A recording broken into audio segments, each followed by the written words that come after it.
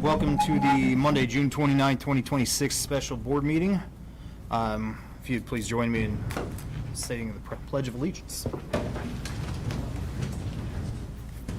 pledge allegiance to the flag of the United States of America and to the republic for which it stands, one nation, under God, indivisible, with liberty and justice for all. Can I have the reading of the mission and vision statement, please? Mission statement. Do you want to read it? I'll read it. Richmond Community Schools equips every student with knowledge, skills, and opportunities to fuel lifelong learning, achievement, and purpose. The vision statement: engaging minds, challenging learners, achieving success together. All right, thank you. And we said no public commentary. All right. All right, we will move on to action items. Item 3.01, Human Resources Reduction in Force. Sorry, can you hang on one second? No, I was going to make a motion to pull out one of the employees to have a separate vote. And let me get the number. Mr. Rand, before we do that, even though no one signed up for public comment, I think it would be appropriate to invite public comment from the chair. Okay. Before any action item appears. Okay, yeah, so anybody wishing to speak at tonight's board meeting, the maximum speaking time will be 5 minutes. Please keep your comments fact-based and within the time permitted. Comments are not to be personally directed or abusive. Comments recognizing the work of staff and students are always welcome. However, critical remarks concerning specific school personnel or students are to be made through the complaint process available in Policy 9130. School board members do not respond to public comments during the meeting, but the board president will send you a personal follow-up email. And please state your name and address before speaking. And again, that's for anybody that's in the crowd that wishes to come forward and speak.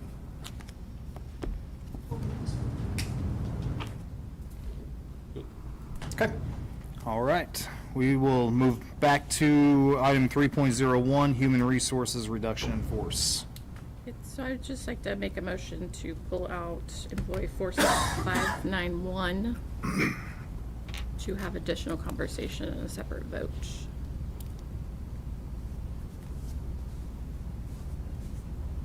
She asked him for that. Second. I'll second that.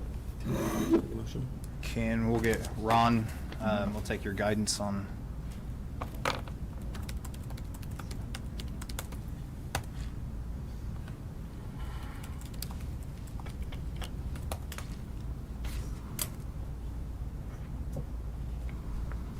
And this and that.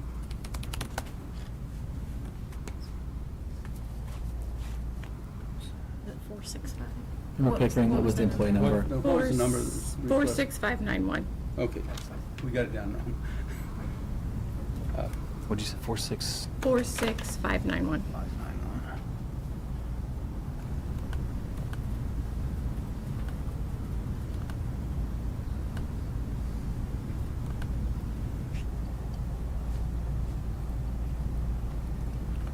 You would handle this as you would handle any modification to the agenda. It can be done, requires a motion and a second, and has to be approved by the majority of the board members present and voting. Okay, so we've got a motion by member Pickering to remove employee 46591 for a separate vote. Second. Okay.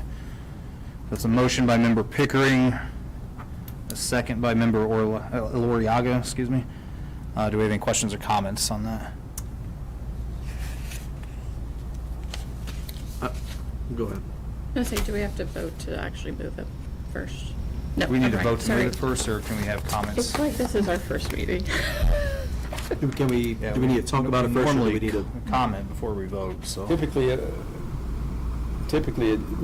amendment to the agenda, and as I understand the motion, and at least as the chair apparently understood it, it was just to have a separate vote on it, not to Yeah. remove it from the agenda per se. Is that correct? Yeah. So we can just So vote to move it, and then we this is can more comment it to- on when we. Okay, call so it we'll for- just yeah. basically make this a separate action item then?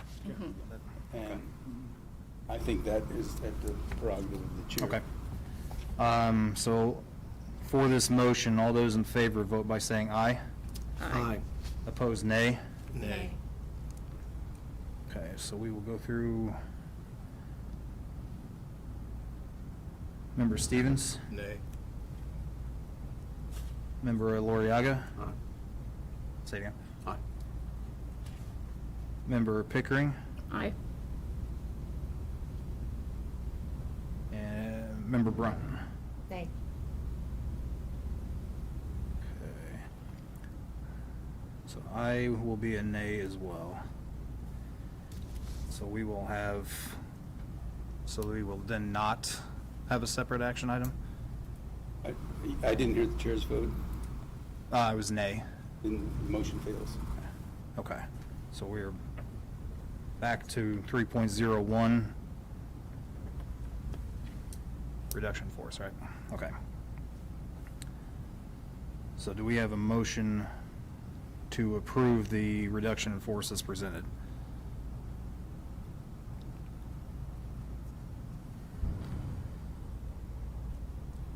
I move to approve action item 3.01.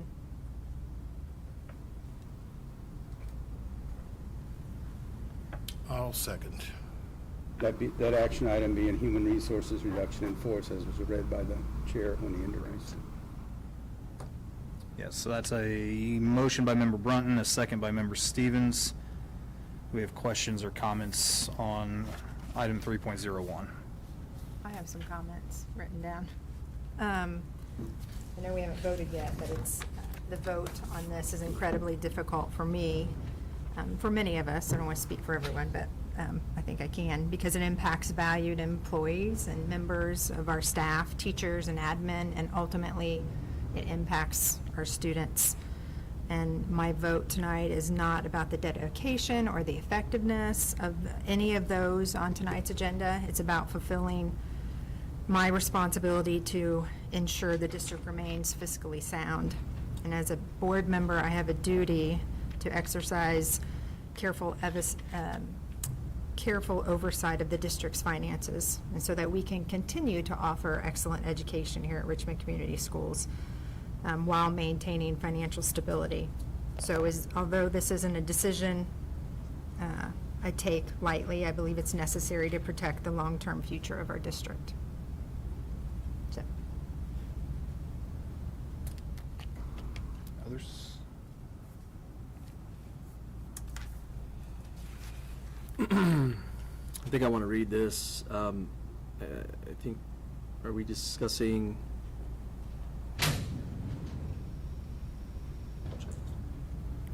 Overall reduction in force. Overall reduction of force.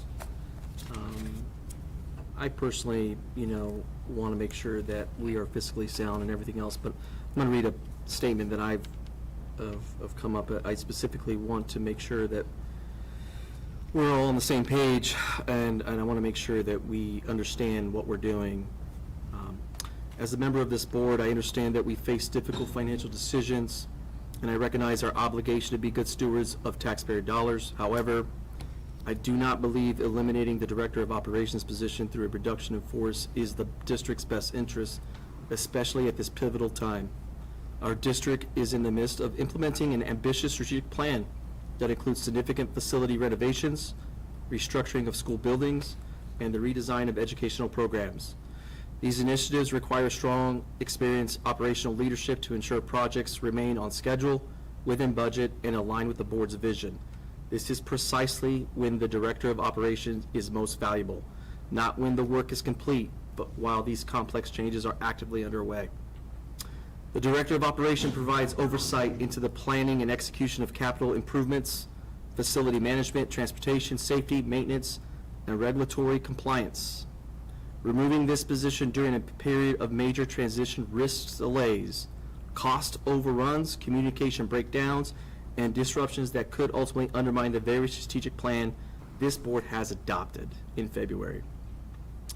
Every renovation project, building transition, and operational change requires coordination among architects, contractors, administrators, staff, and community stakeholders. Without dedicated leadership, those responsibilities will inevitably be disrupted among individuals whose primary responsibilities lie elsewhere. We are already overworked. We have administrators that feel overworked. And then you're going to push it down to principals who are overworked. And then you're going to push it down to teachers that are overworked. And then that affects the main focus that we are here today, is those kids, those students. From a financial perspective, eliminating this position may produce short-term savings, but poor project oversight, deferred maintenance, emergency repairs, and inefficiencies can quickly erase those savings. Effective operational leadership often pays for itself by preventing unnecessary expenditures, securing competitive contracts, and ensuring compliance and maximizing the district's investments in its facilities. Our strategic plan represents a commitment to students, families, staff, and taxpayers. Successfully executing that plan requires more than funding. It requires leadership. Removing one of the key leaders responsible for carrying out the operational components of that vision sends the wrong message and introduces unnecessary risk at a critical moment. If our goal is to successfully modernize our schools, improve learning environments, and responsibly manage millions of dollars in public investments, then maintaining strong operational leadership should be viewed as an investment rather than an expense. For these reasons, I believe the Director of Operations position should be preserved. Rather than reducing a role that is central to implementing our strategic plan, we should explore alternative cost-saving measures that allow the district to continue moving forward efficiently, responsibly, and with the leadership necessary to achieve the goals we have set for our community. Thank you. Yeah, I should have gone first before you. So I just want to definitely reiterate what Member Brunn and Member Loriaga both said. You know, making any of these decisions has been tough and difficult, and we never want to have to do a reduction in force for any of our certified, classified administrators. It just, you know, unfortunately, that is the place that we're in. I do agree with Member Loriaga about riffing one of the positions, Chief of Operations, because we are in the middle of still doing a lot of our bond project, $20 million bond project. We just okayed our part of the strategic plan with 5th grade moving back to the elementary schools, another $6 million project. The board has continually pushed, and I believe it's in the strategic plan, to have a comprehensive 10-year building facilities plan and to really keep up on that. We know we have aging facilities. We know that, you know, we're in a tough spot. And I personally don't think splitting up the current Director of Operations, Chief of Operations job duties amongst the rest of our administrators, it's going to overwork them more. I feel like we kind of are caught in this place of trying to save money, but also protect our employees from having a lot more dumped on them. And really providing the strategic oversight of what that position is for the district. And once we reduce that position, we can't hire anyone back in that position. So I think it puts us in a really, really tough spot. I haven't really seen that the decision to RIF that position is really based on performance or merit, like I know the teacher RIFs were. So, yeah, I think that is a real tough one for me. I just, as how much the board pushes, how heavily facilities focus our strategic plan is, and it really worries me for the future of how are we going to get this stuff done with all of this money wrapped up into it. So, I mean, when you look at strategic planning, you look at the peer district comparisons around our area. Districts our size do not eliminate operations leadership. They don't, not this size. They restructure it because the responsibilities cannot be absorbed elsewhere. You're asking our superintendents, our administrators, our teachers to take on necessary roles that is going to burden them. We are going to affect the students. You think we're making a short-term gain, but we're going to long-term be not effective. And we will see that within the 2-3 years. Getting rid of that position is not the best decision. It is not strategically sound. I did want to add too, especially, we still have to pay for that salary of that position for another year, because it is a 2-year contract. So I still can't understand how that makes financial sense to RIF a position that we still have to pay for. And why not utilize that person to maybe transition out after the contract is up, or look for different opportunities at that point. But we're not saving any money, in my opinion, and we're actually cutting an extra teacher because that position will go to a teaching position, so. Correct. Mr. Inslee, could you speak to some of those concerns, as far as why you feel like that was the best option, or why that recommendation is being made? Yeah, could you just speak to some of those? Ron, would you be okay if I make general comments about that? Or would you be okay if I make general comments about it? General comments. Yeah. Generally, I would say the direction from the board was to make cuts that are administrative in nature. And so when we look at where those cuts can be made, they're identified and then brought to you for a recommendation for a vote. There was a plan to restructure that position itself and, split those things among administrators. But again, it comes down to how you restructure the role. Can it be restructured? And following the direction of the board to make administrative cuts and to cut from, central office or just administration in general. We follow that guidance and we follow the recommendation from the board. And we bring something to you that is a restructure of roles. And that's what we brought to you.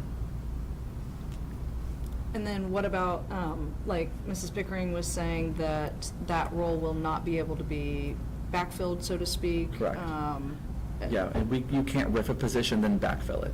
That would go against what a RIF is. Right. So we RIF a position, or we eliminate that position. Mhm. So there is no one going in that position to backfill. Okay, just so we're all Mhm. aware Yeah. of that. And that doesn't mean then we have no one looking over our operations or. Correct. or- Yep.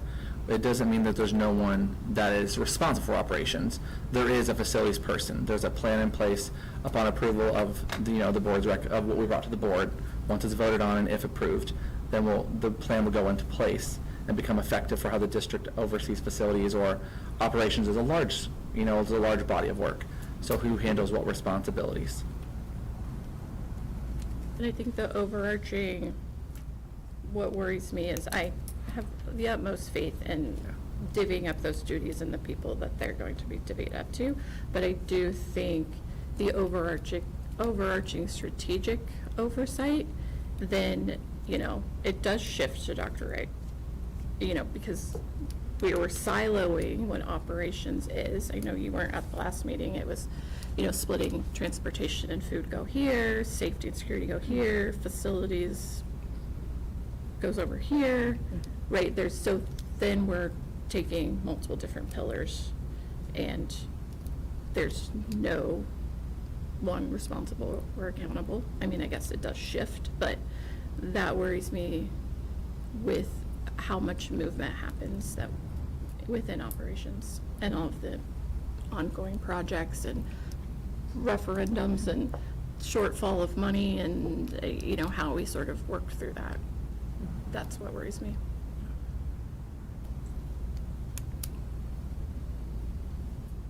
Okay. All right, any other questions, comments? All right. All those in favor vote by saying aye. Aye. Opposed, nay. Nay. Vote passes 1, 2, 3, 4 to 2. Can you please, I didn't get who was can you go through and tell me? Yep. Aye. Member Stevens was an aye. Member Loriaga? Nay. Member Stoltz? Aye. Member Pickering? Nay. Member Brunton? Aye. And I was the aye. All right, so vote passes 4-2. And we will move on to consent items. Consent item 4.01, human resources. On the consent agenda, do we have a motion to approve as presented? I move to approve 4.01, Human Resources Consent Agenda as presented. I'll second that. It's a motion by member Stevens, a second by member Stoltz. Any questions or comments?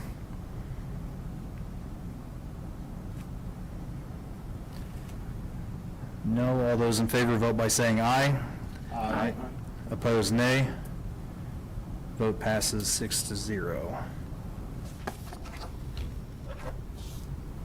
Okay. And we are, I assume we don't have a bell ringer tonight? Okay. That is everything for tonight's meeting.